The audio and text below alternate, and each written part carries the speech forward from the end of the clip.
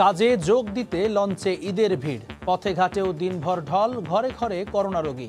মৃত্যুর মিছিলে আরও 231 জন। সোমবার থেকে ঢাকায় দেয়া হবে অ্যাস্ট্রাজেনেকার দ্বিতীয় ডোজ। করোনার সঙ্গে বাড়ছে ডেঙ্গু রোগীও। আগের রেকর্ড ভেঙে হাসপাতালে ভর্তি 237 জন। চলতি মাসে আরও প্রকট হওয়ার শঙ্কা। মেয়র তাপস বলছেন, ভয়ের কিছু নেই। এবং রাজধানীর বারিধারা থেকে মডেল পিয়াসা আটক। অভিযানে মিলেছে বিপুল পরিমাণ মাদকদ্রব্য। মাদক ও গৃহকর্মী নির্যাতন মামলায় চিত্রনায়িকা একাকে পাঠানো হলো কারাগারে।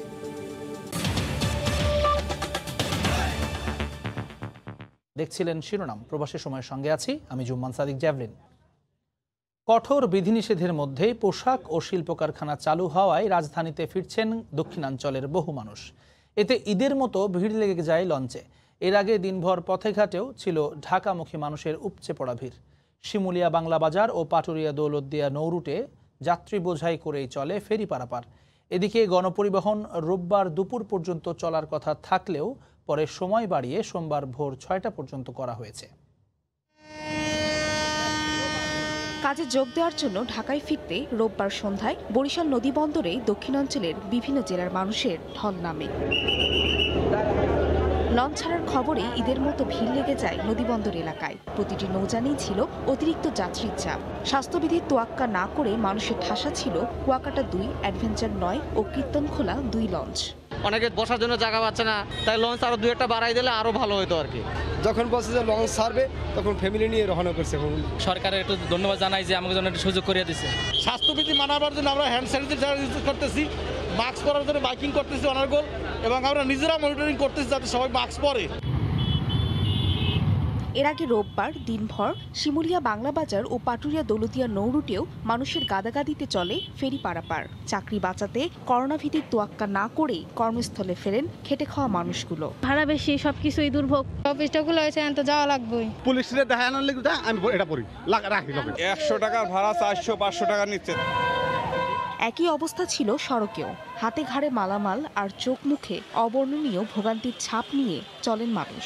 পায়ে হেঁটে, পিকআপ, মোটরসাইকেল, ট্রাক যে যেভাবে পারেন চেষ্টা করেন গন্তব্যে পৌঁছানোর। নাওয়া নাই, খাওয়া নাই, ঘুম নাই, এবং ফ্যাক্টরি থেকে নির্দেশনা দিচ্ছে যে যারা রবিবার দিন ডিউটি না করতে পারবে তাদের জন্য চাকরি থাকবে না। ঢাকা টাঙ্গাইল সহ উত্তরাঞ্চলের বিভিন্ন মহাসড়কেও ছিল অতিরিক্ত যানবাহনের চাপ। ঘণ্টার পর ঘণ্টা যানজটে আটকে থেকে চরম ভোগান্তিতে পড়েন চালক ও যাত্রীরা। ফাহরিয়া ফারজানা, সময় সংবাদ। এদিকে কলকারখানা খুলতে না খুলতেই উঠল দোকানপাট খোলার দাবি। 5 আগস্টের পর দোকান, ব্যবসা প্রতিষ্ঠান ও বিপণী বিতান খুলে দেওয়ার কথা বলছে বাংলাদেশ দোকান মালিক সমিতি। রোববার দুপুরে রাজধানীর নিউ মার্কেটে সমিতির কার্যালয়ে আয়োজিত সংবাদ সম্মেলনে এ দাবি জানানো হয়। সভাপতি বলেন, ব্যবসায়ীরা আর কঠোর বিধিনিষেধ মানার মতো অবস্থায় নেই। 2020 সালে করোনা মহামারী শুরুর পর থেকে এ পর্যন্ত 270 দিন দোকানপাট বন্ধ থাকে। সব মিলিয়ে গেল 1.5 বছরে লাখো কোটি টাকা লোকসান গুনতে হয়েছে।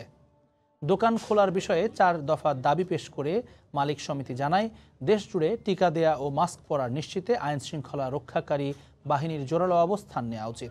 পাশাপাশি ক্ষতিগ্রস্ত ব্যবসায়ীদের নগদ প্রণোদনার আওতায় আনার দাবি জানান তারা।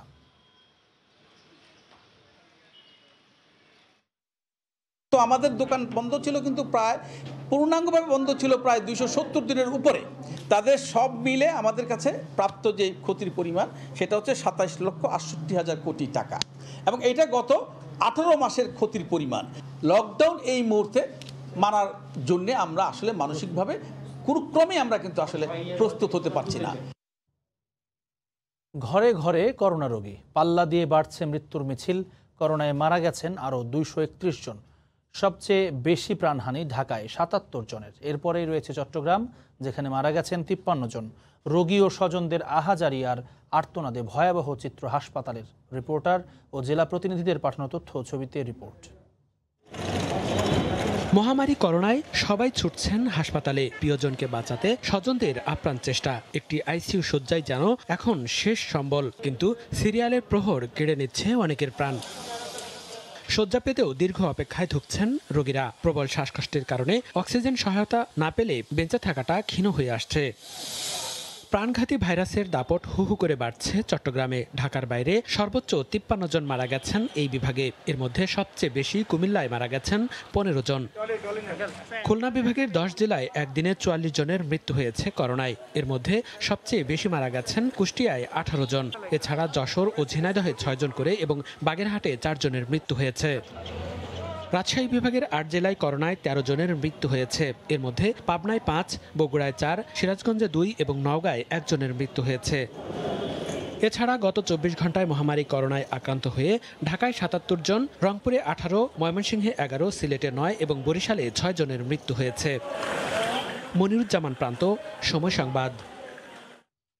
করোনা চিকিৎসার ব্যয় বহন করতে না পেরে রাজধানীতে হাসপাতাল ছাড়তে বাধ্য হচ্ছেন রোগীরা। ওষুধের খরচ দিতেই হিমশিম খেতে হচ্ছে সবচেয়ে বেশি। এদিকে স্বাস্থ্যমন্ত্রী জাহেদ মালিক বলেছেন, অন্তঃসত্ত্বা নারীদেরও করোনা টিকার আওতায় আনার কথা ভাবা হচ্ছে। ব্রাহ্মণবাড়িয়ার নবীনগর থেকে ঢাকায় আনা হয় 75 বছর বয়সী সাফিয়া খাতুনকে। কয়েক হাসপাতাল ঘুরে ঠাঁই হয় কোভিড বিশেষায়িত ডিএনসিসি হাসপাতালে। ভর্তি সহ সেবা পেতে তেমন খরচ না হলেও বিপত্তি বাধে ওষুধের ব্যয় মেটাতে। একদিন পরই তাই এই বৃদ্ধ নারীকে হাসপাতাল ছেড়ে ফিরতে হয় বাড়ি। আর্থিক বাস্তবতার কাছে ফিকে হয় জীবনের মায়া আর কোভিডের চোখ রাঙানি। অনেক দিন থেকে 4000 টাকা দরকার পড়ে। ইংলিশগুলো আমার কিনে আনতে হয়, ওষুধগুলো কিনে আনতে হয়। ওরালা যদি নিয়ে যায় কিছু করতে পারবো না। টাকা ছাড়া তো আমরা কি করতে পারবো স্যার?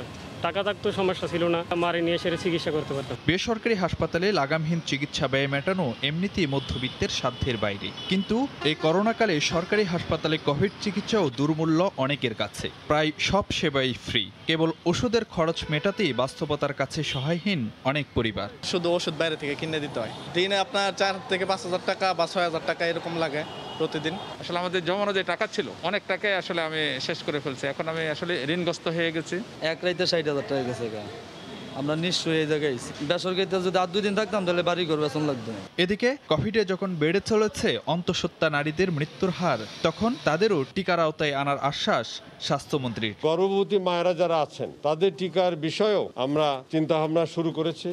আমাদের টেকনিক্যাল কমিটিও মতামত দিচ্ছে এবং আমরা ইনশাল্লাহ আগামীতে যদি WHO পারমিট করে, যেটা আমরা শুনেছি যে তারাও এটা মতামত দিয়েছে, আমরা গর্ভবতী মায়েদেরকেও টিকা দিব। গত সপ্তাহে দেশে কোভিড শনাক্ত বেড়েছে 58% আর প্রাণহানি বাড়ার হার ছিল 19%। ফারুক ভূঁইয়া, রবিন, সময় সংবাদ, ঢাকা। সোমবার থেকে রাজধানী সহ ঢাকা বিভাগের সব জেলায় অক্সফোর্ড অ্যাস্ট্রাজেনেকার দ্বিতীয় ডোজের টিকাদান শুরু হবে। আর সারা দেশে এ কার্যক্রম শুরু হবে আগামী সপ্তাহে। রোববার দুপুরে স্বাস্থ্য অধিদপ্তরের নিয়মিত স্বাস্থ্য বুলেটিনে এ তথ্য জানান ইপিআই পরিচালক ডক্টর শামসুল হক। প্রথমে যে চালান 2,45,000 এসেছিল, সেইটা আমরা ঢাকার সকল জেলায় এবং ঢাকা শহরে বিতরণ করে দিয়েছি। আশা করি আমরা আগামীকালকে থেকে ঢাকার সকল জেলা এবং ঢাকা শহরে অ্যাস্ট্রাজেনেকার দ্বিতীয় ডোজ যাদের বাদ পড়েছিল তাদেরকে দিতে পারবো। এবং আগামী সপ্তাহ থেকে অর্থাৎ 7 তারিখের থেকে আমরা সারা দেশে পূর্বের কেন্দ্রগুলিতে আমরা আবারও অ্যাস্ট্রাজেনেকার দ্বিতীয় ডোজ টিকা দিতে পারবো। প্রায় 1.5 বছর পর আগামী 10 আগস্ট থেকে ওমরাহ পালনের সুযোগ পাচ্ছেন বাংলাদেশিরা। তবে শর্ত নিতেই হবে 2 ডোজ টিকা। সৌদি আরবের হজ ও ওমরাহ মন্ত্রণালয় জানায়, প্রতিদিন 20,000-এর বেশি মুসল্লি ওমরাহ পালন করতে পারবেন। করোনার সঙ্গে ঢাকায় ডেঙ্গু রোগীর সংখ্যাও লাফিয়ে বাড়ছে। আগের রেকর্ড ভেঙে একদিনে হাসপাতালে ভর্তি হয়েছেন 237 জন। চলতি মৌসুমে শুধু শিশু হাসপাতালে ডেঙ্গু আক্রান্ত হয়ে 4 শিশু মারা গেছে। বিশেষজ্ঞরা বলছেন, আবহাওয়া এডিসের বংশবিস্তারের অনুকূল হওয়ায় আরও প্রকট হতে পারে ডেঙ্গু। তবে ঢাকা দক্ষিণের মেয়র বলছেন, ডেঙ্গু পরিস্থিতি নিয়ে এখনই ভয় পাওয়ার কিছু নেই। করোনা মহামারীতে বিপর্যস্ত দেশে এখন চোখ রাঙাচ্ছে ডেঙ্গু, যার সবচেয়ে বড় হটস্পট ঢাকা। শিশু এবং বয়স্করা আক্রান্ত হচ্ছেন সবচেয়ে বেশি। ঢাকা শিশু হাসপাতালে এখন ডেঙ্গু আক্রান্ত হয়ে ভর্তি আছেন 28 শিশু। করোনায় ঘরবন্দির সময় সবচেয়ে বেশি ঝুঁকিতে রয়েছেন তারাই। প্রচুর মশা ছিটায়, তেমন ভালো করে আর কি ছিটায় না। বাসায় সবসময় মশারিটা ছেড়ে দিয়ে ঘুমাই। দিনের পরের দিন একটু ঘোরাঘুরি করছে, অনেকক্ষণ নিচে থাকছে, এই জন্যই এটা হয়েছে। চিকিৎসকরা বলছেন যারা দ্বিতীয় ধাপে আক্রান্ত হচ্ছেন তাদের ঝুঁকি আরো বেশি, আর করোনার কারণে হাসপাতালের বাড়তি চাপ থাকায় ডেঙ্গু চিকিৎসা দিতে হিমশিম খেতে হচ্ছে তাদের। এখনকার যে ডেঙ্গু 4টা ভেরিয়েন্ট আছে, যে কোনো ভাবেই আপনি আক্রান্ত হন না কেন, কিন্তু যখনই আপনি দ্বিতীয়বার আক্রান্ত হবেন বা তৃতীয়বার আক্রান্ত হবেন, মৃত্যুর ঝুঁকিও বেড়ে যায়। করোনার অবস্থাটা অবশ্যই খারাপ, সেই অবস্থায় আবার ডেঙ্গু যদি তীব্র আকার ধারণ করে তাহলে তো অবশ্যই আপনাদের চ্যালেঞ্জিং হবে। বিশেষজ্ঞরা বলছেন আবহাওয়া এডিস মশার বংশবিস্তারে উপযোগী হওয়ায় চলতি মাসে আরও বাড়তে পারে ডেঙ্গুর ভয়াবহতা। বাসাবাড়ির পাশাপাশি বিভিন্ন বাস টার্মিনালও মিলছে লার্ভা। ঢাকা শহরের কোনো এলাকাকে আলাদা করে হটস্পট করার এখন আর সুযোগ নেই। ঢাকা শহরের প্রতিটি ওয়ার্ডেই এডিস মশার ঘনত্ব আমরা যেটি পাচ্ছি সেটি ডেঙ্গু ছড়ানোর উপযোগী মাত্রা। তবে ঢাকা দক্ষিণ সিটি কর্পোরেশনের মেয়রের দাবি, এখনো ডেঙ্গু পরিস্থিতি আশঙ্কাজনক অবস্থায় পৌঁছায়নি। আমরা এখনো মনে করছি আমরা আশঙ্কাজনক অবস্থানে এখনো যাইনি। আমাদের লক্ষ্য হবে প্রত্যেকটা উৎসস্থল আমরা ধ্বংস করব। আগামী 2 সপ্তাহের ভিতরে আমরা দক্ষিণ সিটি কর্পোরেশনে এডিস মশার একটা অত্যন্ত গুরুত্বপূর্ণ সফলতার জায়গায় পৌঁছতে পারি। সিটি কর্পোরেশনের উত্তর হলো 31% এবং 64% হলো যে দক্ষিণে, অর্থাৎ দক্ষিণে এটা সিভিয়ারিটি বেশি। এদিকে ডেঙ্গু নিয়ন্ত্রণে চিরুনি অভিযান চালাচ্ছে 2 সিটি কর্পোরেশন। সাদাত রহমতুল্লাহ, সময় সংবাদ, ঢাকা। কাঁদতে কাঁদতে আদালতে গেলেন মাদক ও গৃহকর্মী নির্যাতন মামলার আসামি চিত্রনায়িকা একা। বিচারক সাড়া দেননি রাষ্ট্রপক্ষের 6 দিনের রিমান্ড আবেদনে। পাঠানো হয়েছে কারাগারে। রাষ্ট্রপক্ষের আইনজীবীর দাবি, মাদকের ব্যবসা করেন কিনা তা জানতে রিমান্ডে চেয়েছিলেন তারা। রঙিন রাখাল রাজা সিনেমা দিয়ে ঢাকায় চলচ্চিত্রে পা দেন চিত্রনায়িকা একা। তার অভিনীত তেজি সিনেমাটি ব্যাপক জনপ্রিয় হয়। বাবা কেন আসামি সহ বেশ কয়েকটি ব্যবসা সফল সিনেমার নায়িকা তিনি। একসময়ের নায়িকা এখন গৃহকর্মীকে নির্যাতন ও মাদক মামলার আসামি। রোববার দুপুরে তাকে হাজির করা হয় আদালতে। কাঠগড়ায় তোলার সময় কাঁদছিলেন তিনি।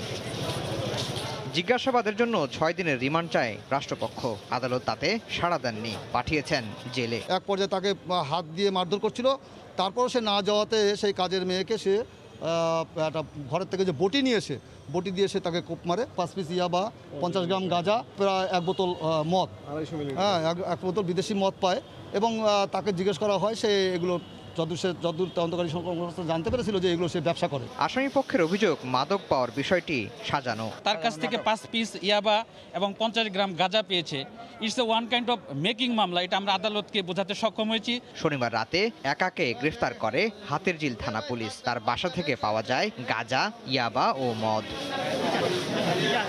আফজাল হোসেন, সময় সংবাদ, ঢাকা। এলাকায় পরিচিত দর্জি মনির হিসেবে নিজেকে জননেত্রী শেখ হাসিনা পরিষদের সভাপতি এবং আওয়ামী লীগের উপকমিটির সম্পাদক দাবি করে চেষ্টা করেন এলাকায় আধিপত্য বিস্তারের। রাজনৈতিক নেতাদের সঙ্গে এডিট করা ছবি জুড়ে দিয়ে মানুষকে বোকা বানাতে জুড়ি নেই তার। অভিযুক্ত মনিরের বিরুদ্ধে সব অভিযোগ খতিয়ে দেখা হচ্ছে বলে জানিয়েছে পুলিশ। বুলবুল রেজার রিপোর্ট।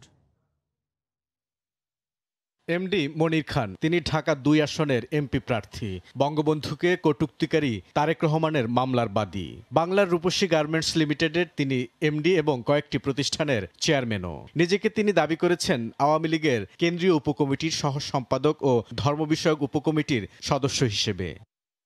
তার আরেক পরিচয়, তিনি জননেত্রী শেখ হাসিনা পরিষদের প্রতিষ্ঠাতা সভাপতি, যদিও এই সংগঠনের কোনো অনুমোদনই নেই। রাষ্ট্রীয় অনুষ্ঠানে প্রধানমন্ত্রী সহ বিভিন্ন রাজনৈতিক নেতাদের সঙ্গে নিজের সুপার এডিট করা ছবি জুড়ে দিতে তিনি পারদর্শী। মনির খান একসময় বঙ্গবন্ধু এভিনিউতে অবস্থিত আওয়ামী লীগের কেন্দ্রীয় কার্যালয়ের বিপরীতে একটি দর্জির দোকানে কাজ করতেন। জননেত্রী শেখ হাসিনা পরিষদ সম্পর্কে তার কাছে জানতে চাইলে তিনি কোনো সদুত্তর দিতে পারেননি। আমি ট্রাস্টের কাউন্সিলে গিয়েছিলাম মাস দেড়েক আগে বা 2 মাস আগে। সেখান থেকে আমাকে তারা বললো যে মনির ভাই, এই করোনার ভিতরে তো প্রধানমন্ত্রীর কাছে কাগজ পাঠানো সম্ভব না। গেল 5 মে প্রধানমন্ত্রীর বিশেষ সহকারী শাহ আলী ফরহাদ জননেত্রী শেখ হাসিনা পরিষদ নামের কোনো অনুমোদিত সংগঠন নেই বলে সতর্কবার্তা দেন। মনির খানের বিরুদ্ধে আসা সব অভিযোগ খতিয়ে দেখছে গোয়েন্দা পুলিশ। সংগঠনের চেয়ারম্যান যারা রয়েছেন বা যারা অনুমোদন দেন তারা কেউ জানে উনি কার কাছে অনুমতি নেন। সবকিছু তদন্ত করার পরেই আসলে জানা যাবে যে অ্যাকচুয়ালি কি বিষয়। নাম সর্বস্ব ভুইফোট সংগঠনের বিষয়ে ব্যবস্থা নেওয়ার দাবি উঠেছে রাজনৈতিক অঙ্গনে। বুলবুল রেজা, সময় সংবাদ, ঢাকা। গেল বছর দেশে করোনা সংক্রমণের পর থেকে সংকুচিত চাকরির বাজার। 2 বছরেই সরকারি চাকরিতে প্রবেশের বয়স হারিয়েছেন প্রায় 2 লাখ চাকরি প্রত্যাশী। এ অবস্থায় বয়স বাড়ানোর দাবি ভুক্তভোগীদের। জনপ্রশাসন মন্ত্রণালয় জানিয়েছে, করোনাকালের ক্ষতি পুষিয়ে নিতে বয়স সমন্বয় করে নতুন চাকরির বিজ্ঞপ্তি প্রকাশ করা হবে। তবে পরীক্ষা নেওয়া সম্ভব না হলেও চাকরির নিয়োগ বিজ্ঞপ্তি চালু রাখলে এই সংকট সমাধান সম্ভব বলছেন বিশেষজ্ঞরা। শাকির আহমেদের রিপোর্ট। বিশ্ববিদ্যালয় থেকে স্নাতকোত্তর শেষ করার পর থেকে সরকারি চাকরির খোঁজে পড়াশোনা করছেন আহমেদ রুবেল। 2020 সাল ছিল তার সরকারি চাকরিতে প্রবেশের শেষ বছর, কিন্তু করোনা সংক্রমণের কারণে সে বছর মার্চ থেকে কোনো চাকরির পরীক্ষা অনুষ্ঠিত না হওয়ায় তার দীর্ঘদিনের আশা এখন গুড়ে বালি। 2টা বছরের ভিতরেই কোনো পরীক্ষা হলো না, শুধুমাত্র 41তম বিসিএস দিয়েছি। তো এমন যখন 2021 সাল চলে আসলো তখন আমার বয়সটা শেষ হলো। শাসন জোটের কথা বিবেচনা এবং কোভিড-19-এর কারণের জন্য হলেও আমাদের সরকারি চাকরিতে প্রবেশের বয়স এখন বাড়ানো অত্যন্ত যৌক্তিক। শুধু রুবেলই নন, গত বছর দেশে করোনা সংক্রমণের সময় যাদের বয়স 28 বছর কিংবা তার চেয়ে বেশি ছিল, তারা সবাই সরকারি চাকরিতে প্রবেশের বয়স হারিয়েছেন। করোনার কারণে আমাদের অলরেডি 2-3 বছর চলে যাচ্ছে।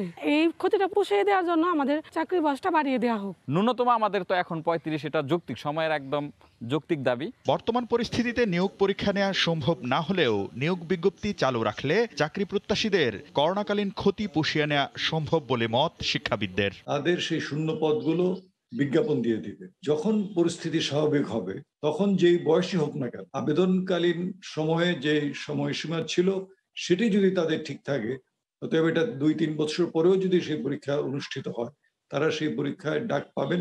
বয়স সমন্বয় করেই নতুন চাকরির বিজ্ঞপ্তি প্রকাশ করা হবে বলে জানিয়েছেন জনপ্রশাসন প্রতিমন্ত্রী।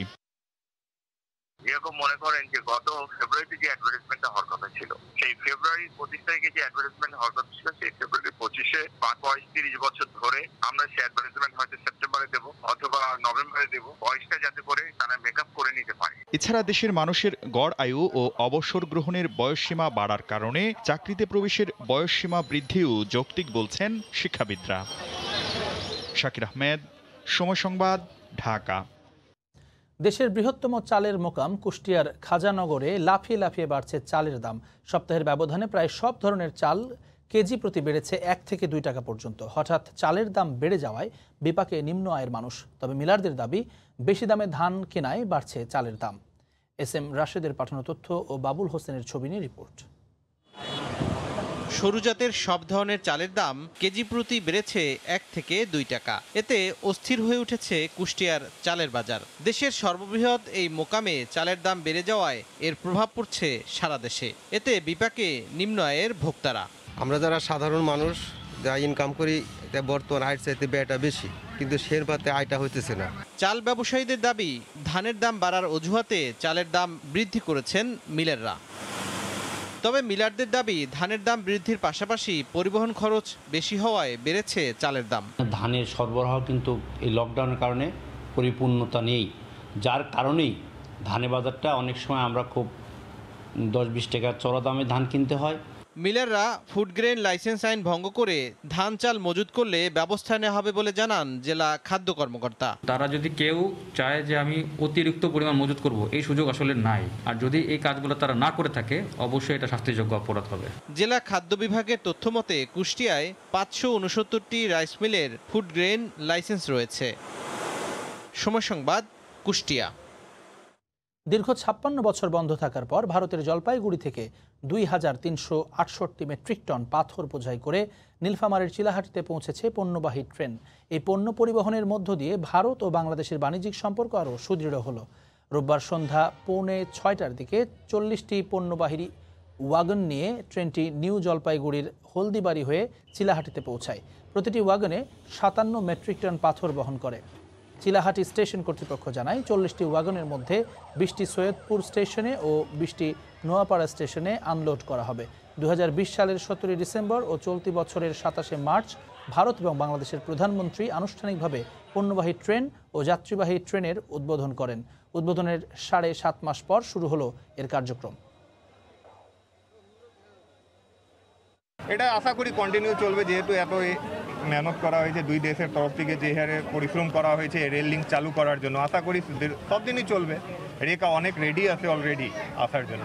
বর্তমান সরকার ভারত এবং বাংলাদেশের মানুষের মধ্যে যে হার্ট টু হার্ট কানেকশন রয়েছে সেই সম্পর্ককে পুনঃস্থাপন করা এবং আর্থসামাজিক উন্নয়নের জন্য এই চিলাহাটি হলদিবাড়ির পুনঃস্থাপনের মাধ্যমে এই যোগাযোগ ব্যবস্থা আবার পুনঃচালু করতে সক্ষম হয়েছে।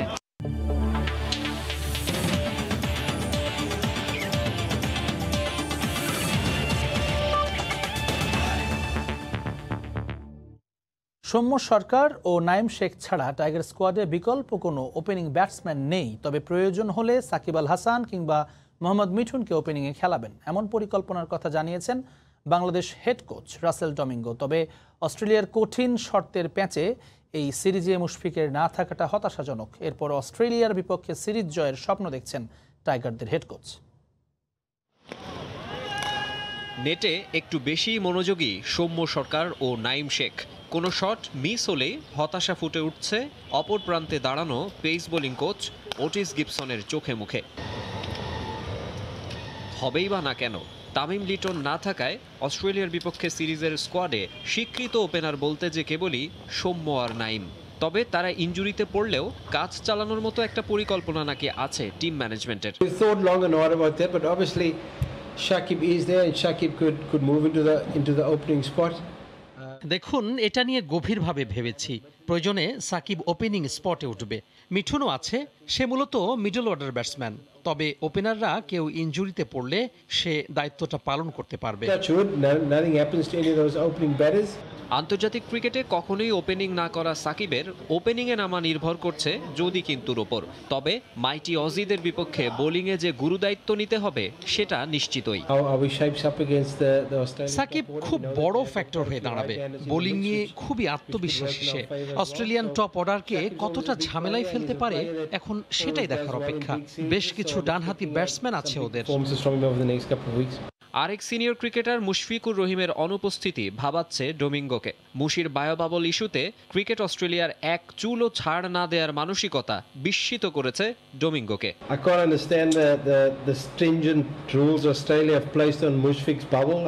মুশফিকের বায়োবাবলের ব্যাপারে অস্ট্রেলিয়া কেন এত কঠোর ছিল সেটা আমি বুঝতে পারছি না। পারিবারিক কাজ শেষে আবারও বাবলে প্রবেশের পর 10 দিন কোয়ারেন্টিনই তো যথেষ্ট হওয়া উচিত। এটা খুবই হতাশাজনক। কদিন ধরেই থেমে থেমে বৃষ্টি হচ্ছে ঢাকায়। কোয়ারেন্টিন শেষে প্রথম দিনের অনুশীলনেও বৃষ্টির বাগড়ায় কিছুক্ষণ ড্রেসিং রুমেই কাটাতে হয়েছে ক্রিকেটারদের। এই আবহাওয়ার প্রভাব থাকবে সিরিজের উইকেটের চরিত্রেও বলছেন কোচ। ভালো উইকেটে খেলা দরকার আমাদের, কারণ দেশের বাইরে বিশ্বকাপে তেমন উইকেটেই তো খেলতে হবে। এই সিরিজের উইকেটটা টি-20-র জন্য ভালো। ঢাকায় যেহেতু বৃষ্টি হচ্ছে, বাতাস এখন আর্দ্র, মনে হয় না বড় বড় টান থাকবে উইকেটে। প্রথম সারির অনেক ক্রিকেটার না আসায় অস্ট্রেলিয়ার বিপক্ষে সিরিজ জয়ের স্বপ্ন দেখছেন টাইগার হেড কোচও। মাকসুম আলম খান, সময় সংবাদ, ঢাকা। প্রথম দিনের মতো মিরপুরে অনুশীলন করল অস্ট্রেলিয়া ক্রিকেট দলও। তাদের চাহিদা মতো স্বাস্থ্য সুরক্ষার নিয়মে সার্বিক ব্যবস্থা করেছিল বিসিবি। বাংলাদেশের বিপক্ষে মাঠে নামতে মুখিয়ে অজিরা, তবে টাইগারদের বিপক্ষে স্পিনে কঠিন পরীক্ষায় পড়তে হবে অস্ট্রেলিয়ান ব্যাটারদের, এমনই মন্তব্য করেছেন অ্যাস্টন টার্নার। সিরিজ জিততে হলে সেরা ক্রিকেট খেলতে হবে বলেও জানান তিনি। এর আগে বাংলাদেশ ক্রিকেট বোর্ড করোনা পরবর্তীকালে 2টি সিরিজ আয়োজন করেছে অস্ট্রেলিয়ার বিপক্ষে, এটি নিয়ে তৃতীয় সিরিজ। আর এই সিরিজে অন্যান্য সিরিজের তুলনায় বাংলাদেশ ক্রিকেট বোর্ড খুব বেশি সচেতন। এই যেমন এর আগে যে 2টি দল এসে এখানে সিরিজে অংশ নিয়েছিল, তারা একাডেমির এখানে অনুশীলন করেছিল এবং নেটের এখানে স্বাস্থ্য সুরক্ষার নিয়ম মেনেই সংবাদকর্মীরা তথ্য এবং ছবি সংগ্রহ করেছিল। কিন্তু অস্ট্রেলিয়ার ক্ষেত্রে একেবারে ভিন্ন নিয়মে এসেছে, খুব বেশি কড়াকড়ি। এই যেমন আমাদের তথ্য এবং প্রতিপক্ষের অনুশীলনের ছবি সংগ্রহ করতে হয়েছে মূল স্টেডিয়ামের 3য় তলা থেকে। যেন মহামান্য কোনো ব্যক্তির আগমন মিরপুরে। এই জন্যই 4 সদস্যের পর্যবেক্ষণ দল। তাদের সবুজ সংকেত পাবার পরই মিরপুরে অনুশীলনে নামে অস্ট্রেলিয়া ক্রিকেট দল। বাংলাদেশ সফরে আসবার আগে বিসিবির কাছে একের পর এক আবদারে অজিদের প্রথম দিনের অনুশীলনে স্বাভাবিকভাবেই দূরবীন দৃষ্টি সংবাদকর্মীদের। মিরপুর স্টেডিয়াম ছাড়াও একাডেমির মাঠে লম্বা সময় ধরে নেটে ব্যাটিংয়ে নিজেদের প্রস্তুত করেছেন মিচেল মার্শ ও ম্যাথু ওয়েডরা। তারা মানছেন বাংলাদেশের স্পিনাররা বিশ্বমানের। আমি দারুণ রোমাঞ্চিত। বাংলাদেশে প্রথমবারের মতো এসেছি, তবে এখানকার উইকেট স্পিন সহায়ক হবে। তাদের বিশ্বমানের স্পিনার আছে। অস্ট্রেলিয়ার ব্যাটসম্যানদের কঠিন পরীক্ষা নেবে বাংলাদেশের স্পিনাররা। আমরাও সেইভাবে প্রস্তুতি নিয়েছি। মিরপুরের মূল মাঠ থেকে একাডেমি মাঠ, দুই পাশের অনুশীলনেই তীক্ষ্ণ দৃষ্টি রেখেছিলেন কোচ জাস্টিন ল্যাঙ্গার। স্কোয়াডে থাকা স্পিনারদের লম্বা সময় ধরে বোলিং করিয়েছেন নেটে, আর বার্তা দিয়েছেন মিরপুরের উইকেট হবে স্পিন স্বর্গীয়, প্রস্তুত হয়ে নাও, প্রস্তুত করে দাও ব্যাটসম্যানদের। বাংলাদেশের বিপক্ষে সিরিজটা সহজ হবে না। তারা ঘরের মাঠে দারুণ দল। ওদের বিপক্ষে জিততে হলে ব্যাটসম্যানদের পাশাপাশি বোলারদেরও ভূমিকা রাখতে হবে, তবেই সিরিজ জেতা সম্ভব। 2011 সালের পর সীমিত ওভারের সিরিজ খেলতে এসেছে অস্ট্রেলিয়া। হুমায়ুন কবির রোজ, সময় সংবাদ, ঢাকা। এ পর্যায়ে শীর্ষ সংবাদগুলো জানিয়ে দিচ্ছে আরেকবার।